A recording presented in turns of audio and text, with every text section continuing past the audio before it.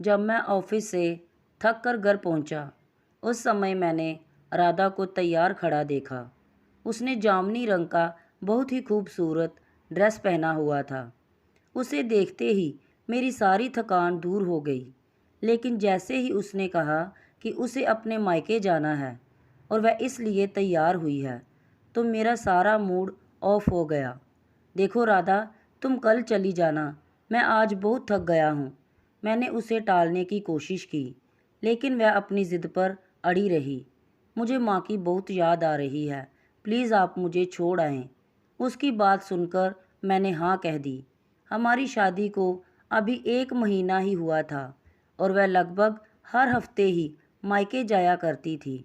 फिर भी उसका दिल नहीं भरता था। लेकिन मैं क्या करता, मैं राधा से बहुत प्यार करता था, इसलिए उसकी किसी बात को भी टालना मुश्किल हो जाता था। मैंने उसे थोड़ा इंतज़ार करने को कहा और फ्रेश होकर उसे मायके छोड़कर आ गया। उसने कहा कि रात को मैं उसे लेने आ जाऊं। मैं जल्दी से वापस लौटा क्योंकि मैं बहुत थका हुआ था और आज मेरी तबीयत भी कुछ ठीक नहीं लग रही थी। लेकिन मैं राधा को इस बारे में नहीं कह पाया। मैंने जैसे ही अपने गेट के सामने अपनी कार रोकी, तो अचानक मेरी नज़र मेरे पड़ोसी के घर की तरफ गई। तो मुझे आश्चर्य हुआ क्योंकि उसकी छत पर एक ड्रेस लटक रही थी और हूबहू वही ड्रेस मैंने अभी अभी राधा को पहने हुए देखा था। बिल्कुल वही रंग और वही प्रिंट। कैसा अजीब इत्तेफाक है। मैंने मन ही मन सोचा कि हो सकता है राधा और भाभी ने एक साथ ही शॉपिंग की हो, इसलिए एक जैसा एक एक ड्रेस खरीदा हो। मैं इन्हीं ख्यालों में खोया हुआ था और जैसे ही चौकीदार ने गेट खोला, मैं कार अंदर ले गया। उस दिन मैंने इस बारे में ज़्यादा नहीं सोचा। मैं रात को राधा को वापस लेकर आ गया था, लेकिन मैं उसे ये बात बताना भूल गया कि यही ड्रेस हमारे पड़ोस वाली भाभी के पास भी है। लेकिन 2-3 दिन बाद मेरी हैरानी की इंतहा न रही जब राधा ने मुझे बताया कि वह अपने मायके जाना चाहती है क्योंकि माँ की तबीयत ठीक नहीं है। इस वक्त वह नीले रंग के बेहद ही खूबसूरत ड्रेस में थी। मैंने उसकी तरफ प्यार भरी नज़रों से देखा। वह आज भी बहुत खूबसूरत लग रही थी। थोड़ी देर बाद मैंने उसे उसके मायके पहुंचाया, लेकिन जैसे ही मैं घर पहुंचा तो दंग रह गया क्योंकि मेरे पड़ोसी के टेरेस पर भी आज वही ड्रेस लटक रहा था जो राधा ने अपने मायके जाते समय पहना हुआ था। ऐसा कैसे हो सकता था? मुझे बहुत अजीब लगा, लेकिन इस बार मैंने इसे सिर्फ एक इत्तेफाक समझा और अपने काम पर लग गया। लेकिन जब तीसरी बार ऐसा हुआ तो मेरी सोच शक में बदल गई। कहीं ऐसा तो नहीं कि राधा मायके का बोलकर मेरे पड़ोसी के घर जाया करती हो? लेकिन ऐसा कैसे हो सकता है? मैं खुद उसे अभी अपने मायके छोड़कर आया था और उसका मायका काफ़ी दूर भी था। ये सब इतनी जल्दी कैसे हो सकता था? लेकिन उस दिन मुझसे रहा नहीं गया और जिज्ञासा के मारे मैंने अपने ससुराल की तरफ कार दौड़ाई और मैं जैसे ही वहां पहुंचा तो देखा कि राधा उसी ड्रेस में थी और मुझे देखकर हैरान रह गई। आप अभी तक गए नहीं? उसने हैरानी से पूछा तो मैं शर्मासा गया और मैं मन ही मन में खुद को टोकने लगा। मैं कितनी बेवकूफ़ी भरी बात सोच रहा था। राधा के माँ बाप का घर तो हमारे घर से काफ़ी दूर था, वह वहाँ कैसे जा सकती थी? मैं घर वापस लौट आया और ध्यान से अपने पड़ोसी राघव के घर की तरफ देखा। वहाँ वही ड्रेस अभी तक लटक रही थी। मुझे एक पल के लिए भी चैन नहीं आ रहा था। इत्तेफाक 1 या 2 बार हो सकता है, लेकिन बार बार नहीं। लेकिन मैं ये बात जुबान पर लाने से डरता था। अभी मेरी शादी को दिन ही कितने हुए थे। मैं राधा को मेरी बात से कितनी तकलीफ हो सकती थी, ये सोचकर चुप हो गया। मुझे वह दिन याद आ रहा था जिस दिन मेरी शादी हुई थी और मैं राधा को दुल्हन बनाकर घर ले आया था। उसी दिन मेरा पड़ोसी राघव मेरे घर बधाई देने आया था और उसने माफ़ी मांगी कि वह शादी में नहीं आ सका क्योंकि आज उसकी भी शादी थी। उसकी बात सुनकर मुझे सुखद एहसास हुआ। सच में मैंने मुस्कुराकर उसे गले से लगाकर बधाई दी। वह बहुत खुश लग रहा था अपनी शादी से। खैर, खुश तो मैं भी था। जब मैंने पहली बार राधा को देखा था, उसी वक्त उसे दिल दे बैठा था। वह मेरी सेक्रेटरी से मिलने मेरे ऑफिस आई थी। वह मेरी सेक्रेटरी निशा की दोस्त थी और उन दोनों की शॉपिंग बाद एक साथ लंच पर जाना था। जिसके लिए निशा ने मुझसे पहले ही छुट्टी ले ली थी। संयोग से उसी वक्त मुझे किसी काम से बाहर जाना था। जैसे ही मैं अपने केबिन से निकला तो सीधा राधा के ऊपर मेरी नज़र पड़ी और फिर मैंने उसे देखा तो देखता ही रह गया। वह इस तरह मुझे अपनी ओर देखता पाकर थोड़ी देर के लिए असहज महसूस करने लगी और मैंने जल्दी से अपनी नज़रों का रुख मोड़ लिया। मैं ना चाहते हुए भी वहाँ से निकल आया और जैसे ही मैंने पीछे मुड़कर देखा, वह दोनों मेरे पीछे ही बातें कर रही थी। राधा निशा को किसी बात पर खिलखिलाकर हंसी दी थी। मैंने मौका देकर निशा से कहा कि अगर वह चाहे तो मैं उसे लिफ्ट दे सकता हूँ, क्योंकि मुझे भी उस तरफ ही जाना है। मैंने झूठ बोला था, लेकिन मुझे उस तरफ नहीं जाना था जिस तरह उनका प्रोग्राम था। मगर दिल के हाथों मजबूर होकर मैंने उनसे कहा था। मेरी बात पर निशा बहुत खुश हुई और राधा का हाथ पकड़कर कार में बैठ गई। मैंने उसी दिन ही फैसला कर लिया था कि अपना जीवन साथी सिर्फ और सिर्फ राधा को ही बनाऊंगा। मैं उसकी मोहब्बत में इस तरह बह चुका था कि मुझे सब्र भी नहीं हो रहा था और 2 ही दिन बाद मैंने निशा से सब कुछ कह दिया। वह मेरी बात सुनकर बहुत खुश हो गई और उसी ने मुझे बताया कि राधा एक लोअर मिडिल क्लास फैमिली से ताल्लुक़ रखती है और जॉब करके अपने माँ बाप की और अपने छोटे भाई बहनों की देखभाल करती है। निशा, मुझे उसके बैकग्राउंड से कोई मतलब नहीं, बस वह मुझे पसंद है और आप मुझे बताएं कि मैं कब उनके घर जा सकता हूँ। मैंने पूछा तो उसने मुझे जल्द ही बताने का वादा किया और इसी तरह कुछ दिनों के बाद मैं अपनी माँ को लेकर उनके घर चला गया, जहाँ हमारे बड़े अच्छे से स्वागत किया गया और पहली ही मुलाकात में रिश्ता मंजूर कर लिया गया। मेरी खुशी का तो कोई ठिकाना ही नहीं रहा था। माँ भी तैयारी में जुट गई थी, क्योंकि वह मेरे साथ नहीं रहती थी। उनका अपने घर के सिवा कहीं दिल नहीं लगता था, जबकि मैं जॉब की वजह से गुजरात में रहता था, जहाँ एक बहुत बड़ी कंपनी में मुझे एक बड़ी पोस्ट पर रखा गया था और ये बंगला कार सब उन्हीं की तरफ से था। मैं अपनी जॉब और लाइफस्टाइल से बहुत संतुष्ट था और जब से राधा मेरी ज़िंदगी में आई थी, तब से लगता था कि ज़िंदगी में कोई कमी नहीं थी। राधा ही मेरा बहुत ख्याल रखती थी और वह हर तरह से एक बेहतरीन लाइफ पार्टनर साबित हुई थी। लेकिन जब से ये सिलसिला शुरू हो गया था, मेरी तो रातों की नींद हराम हो गई थी। अब तो बात भी नहीं कर पाता था। अब तो वह जब मायके जाने की बात करती तो मुझे बहुत गुस्सा आता था। एक दिन तो मैं चिल्ला उठा, सारा दिन माँ के घर पर जाने की सोचती रहती हो। तुम एक बार भी नहीं सोचती कि मैं क्या चाहता हूँ। मेरी आवाज़ तेज़ हो गई थी, जिसे सुनकर वह डर गई। क्या हुआ? अब मुझसे कोई गलती हुई है? वह अचानक से रोने लगी और उनके खूबसूरत चेहरे पर डर के निशान थे, जैसे उसने कोई भूत देख लिया हो। मेरा दिल उसे इस तरह देखकर पिघल गया और मैंने अपने इस रवैये के लिए उससे माफ़ी मांगी और कुछ ही देर बाद मैं उसे मायके छोड़कर आ गया। लेकिन लौटते समय वही ड्रेस मुझे राघव के घर पर लटकता हुआ दिखाई दिया। मुझे डर लगने लगा था। मैं हर बार सच्चाई जानने के लिए वापस जाया करता और राधा और उसके घर वाले मुझे अजीब नज़रों से देखा करते और मैं कोई ना कोई बहाना बनाकर उल्टे कदमों से वहाँ से वापस आ जाता। क्या हो रहा था मेरे साथ, कुछ समझ में नहीं आ रहा था। अब तो राधा भी मुझसे नाराज़ रहने लगी थी। मैं सारा दिन चिड़चिड़ा रहने लगा था। ऑफिस में भी लोग मेरी शिकायतें करने लगे थे। अगर ये नौकरी चली जाती तो मैं कहीं का नहीं रहता। इसलिए मुझे अपने दिल और दिमाग को तरोताज़ा करना पड़ता। मगर जिसके दिलो दिमाग में इतना तूफान चलता हो, वह ठीक कैसे रह सकता था।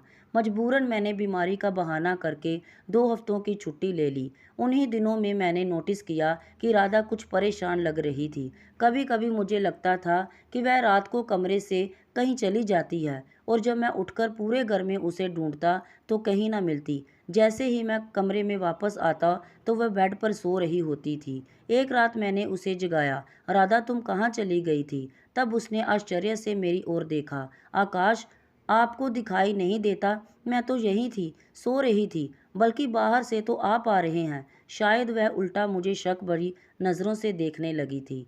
इस बात पर मैं चुप हो गया और कोई जवाब दिए बिना अपनी जगह पर लेट गया। हो सकता है मैंने कोई सपना देखा हो। उस दिन के बाद से राधा उड़ी उड़ी सी रहने लगी थी। मैंने उससे कई बार पूछा कि क्या परेशानी है, तो वह अजीब सी नज़रों से मुझे देखती और कहती, क्या हुआ है? आपको। आकाश, मुझे आपकी दिमागी हालत ठीक नहीं लगती। उसके इस तरह देखने पर मैं अपना सिर पकड़ लेता। वह ठीक ही तो कह रही थी। मैं आजकल उल्टी सीधी बातें ही तो करता रहता था। जैसे ही मैं राधा को मायके छोड़कर वापस आया तो देखा कि रोज की तरह वह बैंगनी जोड़ा राघव के घर की छत पर लटका हुआ था। कुछ सोचकर मैं अंदर गया और सीढ़ियां चढ़कर सीधा छत पर आ गया। मेरी और राघव की छत बिल्कुल मिली हुई थी। मैंने चारों ओर देखने के बाद तार पर टंगे कपड़े को हाथ लगाकर देखा तो वह ताज़ा ताज़ा धुले हुए थे। उनमें से पानी टपक रहा था। मैंने कमीज वाले हिस्से को बीच में से फाड़ डाला और उन कपड़ों को नफरत से देखने लगा जिन्होंने मुझे बहुत तड़पाया था। मेरे पूरे शरीर में आग लगी हुई थी। मैं जैसे आया था वैसे ही वापस चला गया और फिर से अपने ससुराल की तरफ कार दौड़ाई। आज मुझे सच्चाई का पता लगाना था और आज दूध का दूध और पानी का पानी करना था। मैंने तेज़ रफ्तार से कार चलाई थी और जैसे ही मैंने राधा के घर का दरवाज़ा खटखटाया तो राधा ने ही दरवाज़ा खोला और वह मुझे इस तरह देखकर हैरान नहीं हुई थी क्योंकि मैं हमेशा ही वापस आ जाया करता था। लेकिन उसे देखकर मेरे पैरों तले ज़मीन खिसक गई क्योंकि उसकी कमीज़ का दामन बीच में से कटा हुआ था, बिल्कुल वैसे ही जैसे मैंने फाड़ा था। ये सब देखकर मुझे इतना गुस्सा आया कि मैं अपने होशो हवास खो बैठा और बिना सोचे समझे राधा के गाल पर जोर का थप्पड़ दे मारा। वह इस मामले के लिए तैयार नहीं थी और चक्कर खाकर नीचे गिर गई और जोर जोर से चिल्लाकर सबको बुलाने लगी। माँ, भाई, पिताजी। उसके इस तरह चिल्लाने पर सब इकट्ठे हो गए थे और मुझे कुछ दिखाई नहीं दे रहा था। मैंने उसका हाथ पकड़कर खींच लिया। चलो मेरे साथ। पिताजी बोले, क्या हुआ बेटा, आप ऐसा क्यों कह रहे हो? मेरे सास ससुर हैरान परेशान बीच में आ गए और पूछने लगे। मेरी सांस फूल रही थी। आप ये सब अपनी बेटी से क्यों नहीं पूछते? किसको बेवकूफ़ बना रही है ये? मैं राधा की तरफ इशारा करके उनको बताने लगा। मगर बेटा, इसने किया क्या है? मेरे ससुर ने मेरा हाथ पकड़कर नरमी से पूछा। किसकी कमीज़ कैसे फटी है? मैंने अपनी सांस को नियंत्रित करते हुए बड़ी मुश्किल से कहा। मेरी बातों से वह सब चौंक गए और एक दूसरे की ओर देख रहे थे। लेकिन इसकी कमीज़ तो अभी अभी गेट से अंदर आते हुए गेट पर फंसकर फटी है। आप सब इसके साथ मिले हुए हैं, इसके झूठ में इसका साथ दे रहे हैं। मैं अब अपने दिमाग से बाहर हो चुका था और राधा को जबरदस्ती घसीटता हुआ वहां से ले आया। राधा पूरे रास्ते रोती रही लेकिन मुझे उस पर जरा भी तरस नहीं आया। घर पहुंचकर मैंने उसके बालों को पकड़ा और बोला, बताओ क्या चक्कर है तुम्हारा राघव के साथ?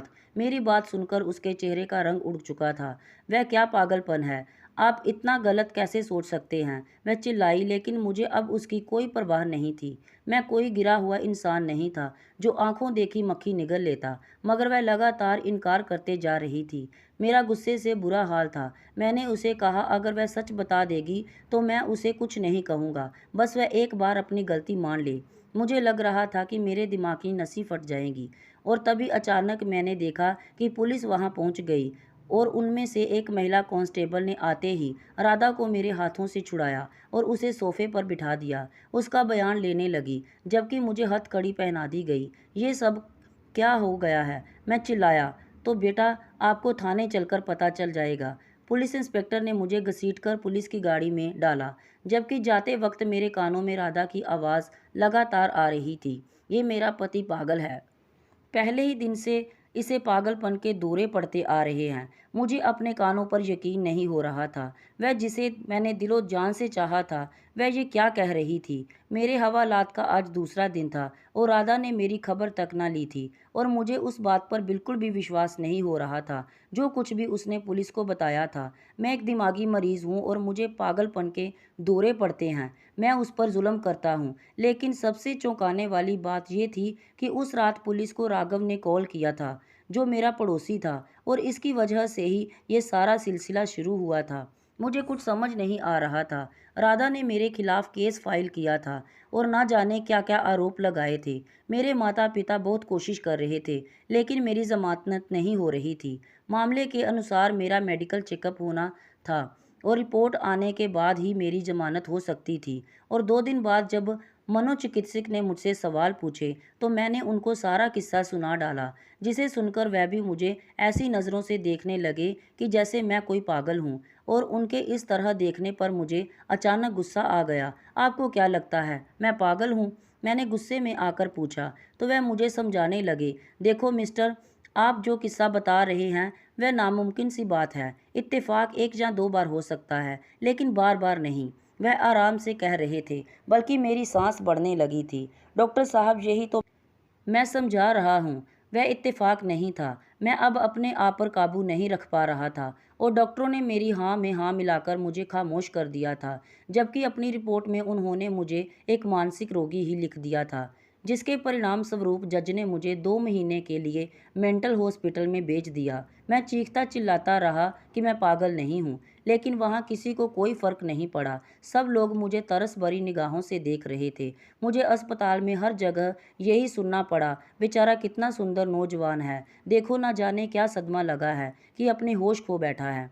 इन 2 महीनों में मेरे साथ जो कुछ भी हुआ था वह मेरी समझ से परे था। शायद मैं सचमुच पागल हो चुका था। मुझे पागल खाने में 1 हफ्ता हो चुका था। जब मुझसे मिलने कोई आया तो मैं मुलाकात वाली जगह पर पहुंचा तो वहां राघव और राधा को देखकर मुझे जोर का झटका लगा।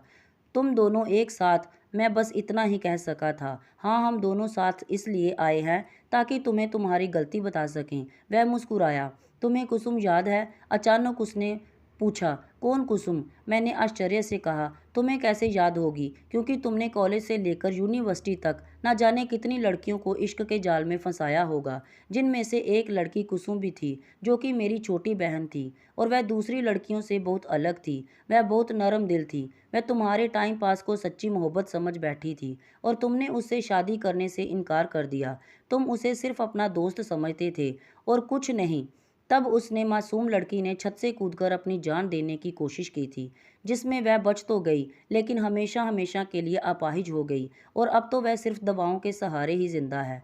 मैं जब भी अपनी बहन को इस हालत में देखता तब मुझे उस आदमी से सख्त नफरत महसूस होती थी। फिर एक दिन मुझे कुसुम की डायरी मिल गई, जिसमें उसने तुम्हारे बारे में सब कुछ लिखा था और मैंने उसी दिन से तुमसे बदला लेने का फैसला किया। मैं तुम्हें बर्बाद कर देना चाहता था। सबसे पहले तो मैंने तुम्हारे घर के बगल में घर खरीद लिया। राधा, जो मेरे ही ऑफिस में काम किया करती थी, इसकी छोटी सी जॉब थी। बड़ी मुश्किल से इसके घर का खर्चा चलता था, लेकिन ये बहुत खूबसूरत थी, इसलिए मैंने राधा को एक बड़ी रकम के बदले में ये सब नाटक करने को कहा था और मेरी खुशी का ठिकाना न रहा था जब तुमने राधा को पहली ही नज़र में पसंद कर लिया था। मुझे पता था कि तुम राधा जैसी खूबसूरत लड़की को कभी भी नहीं छोड़ सकते और तुमने सीमा राधा से शादी कर ली। फिर मैंने जो प्लान बनाया था उसको अंजाम देना शुरू कर दिया। पहले तो तुमने कई दिन तक मेरे घर की तरफ नहीं देखा, मगर एक दिन तुम्हारी भटकती हुई नज़र मेरी छत पर पड़ गई, जो कि तुम्हारी बर्बादी का कारण बनी। और यही नहीं, मैंने राधा को कुछ ऐसी दवाइयाँ भी दी थी जिससे तुम अपना होश खो बैठो और तुम्हें गुस्सा आता रहे, ताकि हर कोई तुमको पागल समझे। ये सब बताते हुए वह बहुत खुश लग रहा था। राधा खामोश खड़ी थी। मुझे धीरे धीरे सब कुछ याद आने लगा था। अब मुझे गुस्सा नहीं आया करता था, क्योंकि मैं एक नरम स्वभाव का आदमी था। यहाँ मुझे शांत रहने की दवाई दी जाती थी। अब मुझे पागलपन के दौरे नहीं पड़ते थे और आज भी मैं पूरे होशो हवास में था। मैंने बड़ी मुश्किल से अपना मुंह खोला और बोला, कुसुम के साथ जो कुछ हुआ उसका मुझे बहुत अफसोस है, लेकिन तुमने बहुत बड़ी भूल कर दी। कुसुम और मैं एक क्लास में थे, लेकिन कुसुम जिस आकाश को चाहती थी वह हमसे सीनियर था। मेरी तो कुसुम से कभी हाय हेलो भी नहीं हुई थी। वह हर वक्त फाइनल ईयर के आकाश के साथ दिखाई देती थी, जो एक अमीर बाप की बिगड़ी हुई औलाद थी और हर रोज़ एक नई लड़की को फंसाता था। मुझे कुछ पता नहीं था कि कुसुम ने यूनिवर्सिटी आना क्यों बंद कर दिया था। मुझे बस अपनी पढ़ाई से मतलब था और जब तुमने कुसुम की डायरी में आकाश नाम लिखा देखा, तब बदकिस्मती से उसकी क्लास में जो आकाश था वह मैं था। तुमने बस उसकी क्लास में मुझको देखकर आकाश समझ लिया और आ गया मेरी ज़िंदगी बर्बाद करने के लिए। कम से कम एक बार किसी से पूछ तो लेते कि कुसुम के साथ कौन होता था। मुझे उस गुनाह की सज़ा मिली थी जो मैंने किया ही नहीं था। मेरी कहानी सुनकर राघव और राधा सदमे में आ चुके थे। उन दोनों के चेहरे देखने लायक थे, जबकि मैं संतुष्ट था कि मैंने कोई गुनाह नहीं किया था। उस दिन तो वह दोनों चले गए और 2 दिन बाद ही मुझे छोड़ दिया गया। राघव और राधा ने अपना गुनाह कबूल कर लिया था। जब मुझे पता चला तो मैंने जल्दी से अपने वकील से बात की और उन दोनों को माफ़ कर दिया। मैं जानता था उन्होंने अपराध किया है, लेकिन राधा ने गरीबी से तंग आकर ये ऑफ़र कबूल की थी। वह अपने बीमार पिता की दवाइयों और घर का खर्च पूरा नहीं कर पा रही थी और राघव ने बदले की आग में ये सब किया था। मैं अपने घर वापस लौट चुका था, लेकिन मैं चौंक गया जब वहाँ मैंने राधा को मेरा इंतज़ार करते हुए पाया। राधा, तुम यहाँ? हाँ आकाश, मैं आपकी गुनहगार हूँ, मुझे माफ़ कर दो और अगर तुम्हारे दिल में मेरे लिए थोड़ी सी जगह है तो मुझे अपने जीवन से मत निकाल देना। मुझे आपसे मोहब्बत हो गई है। आकाश, आप जैसा इंसान मैंने आज तक मेरी ज़िंदगी में कभी नहीं देखा। मैं आपको बिल्कुल खोना नहीं चाहती। वह सिसकते हुए मेरे कदमों में गिर गई थी। उसका पूरा शरीर कांप रहा था। मैं उसे नफ़रत करने की लाख कोशिश करता, लेकिन ये दिल उसके एक आंसू से ही पिघल चुका था। वह अब भी मेरी महबूबा थी। मैंने उसके कंधों को पकड़कर उसे उठाया और उसके आंसू पोंछे। राधा, अगर तुम वाकई अपने लिए शर्मिंदा हो तो मैं तुम्हें माफ़ करता हूँ, मगर ये याद रखना कि मैं भी एक इंसान हूँ, शायद बार बार माफ़ ना कर सकूँ। मेरी बातों पर वह फूट फूट कर रोने लगी और मैंने दिल में ये सोचा कि ये पछतावे के आंसू हैं। इसका मतलब है कि राधा को सच में मुझसे मोहब्बत हो गई है। मैंने भगवान का शुक्रिया अदा किया जिसने मुझे मेरा मान सम्मान वापस दिला दिया था, वरना एक गलत फहमी के आधार पर मेरी पूरी ज़िंदगी तबाह होने जा रही थी। इसलिए बड़े बुजुर्ग कहते हैं कि कोई भी कार्य सोच समझ कर ही करना चाहिए। दोस्तों, आपको ये कहानी कैसी लगी कमेंट बॉक्स में ज़रूर बताएं। कहानी को लाइक शेयर और अगर चैनल पर नए हैं तो सब्सक्राइब करना ना भूलें। धन्यवाद।